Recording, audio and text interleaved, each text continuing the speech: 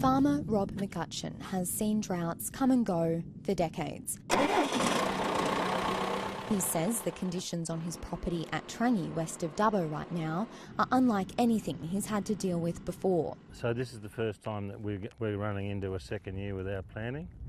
At the same time though, there are a lot of people in New South Wales that are in a lot worse situation than what we are here in Trangie. The Premier visited another property in the region today to announce a $600 million drought relief package. People say to me, we don't want a handout, we just want to get through this difficult period, and we're responding to that.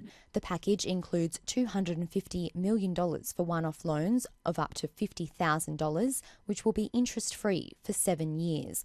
Farmers will be able to use the borrowed money to buy feed, move livestock, and to preserve animal bloodlines by freezing their genetic material. There's $25 million for new weather monitoring equipment and $4 million towards mental health services, including counselling. The government will also allow more culling of kangaroos. While the measures announced by the Premier today were welcomed by some, others say the government needs to be looking at alternative ways to support farmers that don't saddle them with debt. Rob McCutcheon's daughter-in-law, Mandy, says for those hardest hit, loans are not the answer. What they really need right now is subsidies for freight, for fodder, and actual subsidies for the fodder itself. But the suggestion of subsidies is something the Deputy Premier doesn't support. Firstly, distorts the market. It pushes freight prices and feedstock prices up. At the same time, a lot of people have destocked, and this is about now the next stage. The government is trying to reassure farmers that the assistance can be tailored, but as they stare down a dry winter, for some, this may not be enough. Claudia Jambor, ABC News, Collie. The Duke and Duchess of Sussex have brought their royal star power to the final leg of their Australia tour to Dubbo in the state of New South Wales. And in an ironic twist, they've been upstaged by rain. Well, let's tell you more. I'm joined now by Claudia Jambor from the Australian Broadcasting Corporation. They must be seen as a lucky charm after all of that long dry spell I've had in the territory. Most definitely. The heavens opened up over Dubbo today and it bucketed down with rain, which is much needed in this drought-stricken city. Prince Harry joked it was a gift from himself and the Duchess. It was a beautiful day in Dubbo. The rain did not dampen the spirits of this community. Did lots of people show out to see them? People came in their thousands. People came from far and wide, right out from some of the rural farms. They took a break from the hard slog that they've been doing out there to come to Dubbo today. So thousands flocked to come and see the Duke and Duchess of Sussex. You might be surprised, Claudia, to hear that a lot is being made about the breach of royal protocol by this little boy. Tell us what he did. It was hilarious and it's touched the hearts of Australians and the world. This eccentric little 5-year-old boy raced up to the royals and embraced Prince Harry and Meghan, and then he also grabbed Prince Harry's beard and massaged it. It was the cutest thing that we had seen all day. Arguably, it was the highlight of the royal visit here in Dubbo. It was so indeed adorable. Claudia, thank you so much. Very adorable. Good to see you. When Burke councillor Sarah Barton went to enrol one of her children in care, she was reminded of the town's predicament when it comes to doctors. You can't name your family doctor here because there's such like a continual flow of different locums coming in and coming out. In addition to this sense of frustration, there are other consequences. When Burke recently lost its only permanent doctor, it meant that sexual assault examinations could no longer be performed in town. It's such an important piece of medical support. We need to provide those, so we'll absolutely be looking to have our doctors trained up if they're willing and able to provide that important service. Members of Burke's large Indigenous community say the absence of an ongoing doctor is a big problem for their elders. If they're hard of hearing and they've got to repeat, that's very frustrating for them, and they would rather just not go to a doctor. On average, doctors will spend 3 years in the bush before relocating.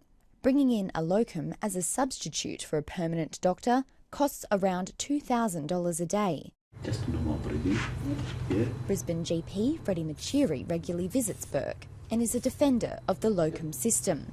We try to bridge the gap between this doctor and that doctor and offer the service that is really first-class service in an area like Burke. The town says steps taken so far to encourage doctors to come to Burke and stay here haven't gone far enough, and without greater incentives, the problem will only get worse.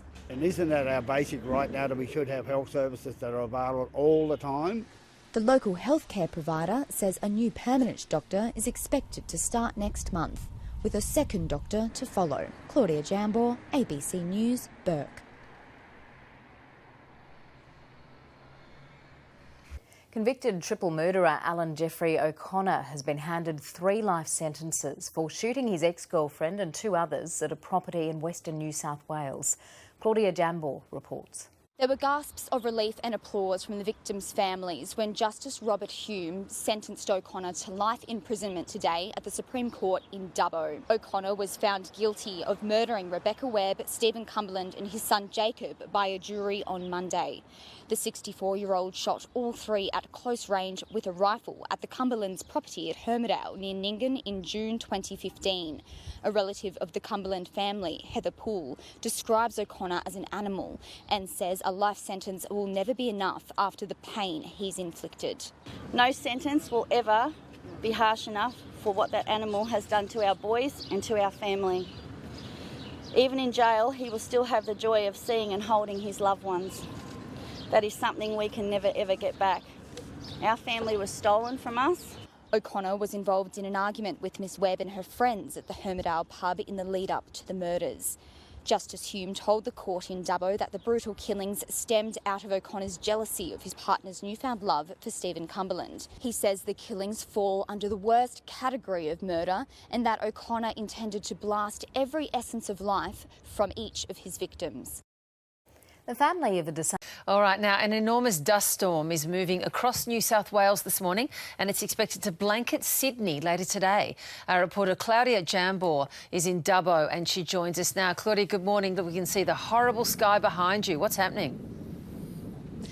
Certainly can, Virginia. As you may be able to see on the screen there, it's a tinge of orange in our skies this morning here in Dubbo. It's a windy and very dusty day as this enormous dust storm, like you say, moves toward the east coast. To give you an idea about how big it is, the Bureau of Meteorology is saying it's the length of Tasmania. So this massive dust band, as they're describing it, starts at the Victorian border, has moved up through Canberra, Dubbo and swings out west toward Burke and the Queensland border. So it is a massive dust storm that we're seeing. All right, and expected to hit Sydney later on today, Claudia. It certainly is. So in the next few hours, the duty forecaster from the Bureau was telling me earlier, it's expected to hit Sydney, the Central Coast and the South Coast. However, we may see a little bit of dust hit the North Coast and the Mid-North Coast, but it's expected the conditions won't be as severe there. The National Asthma Council is warning those with severe asthma and even hay fever to have a plan in place.